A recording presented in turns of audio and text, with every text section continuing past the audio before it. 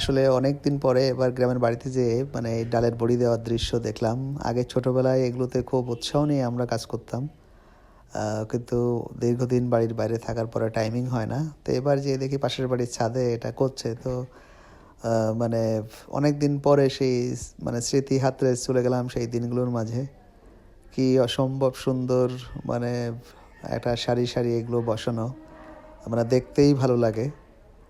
এবং সেখানে মানে সকালে শীতের সকালে সবাই ছাদে বসে মানে বাড়ির ছেলে বুড়ো মানে বউ ঝিরা সবাই মিলে বসে বসে কাজটা করছে। তো অসম্ভব সুন্দর। এটা খেতেও খুব দারুণ।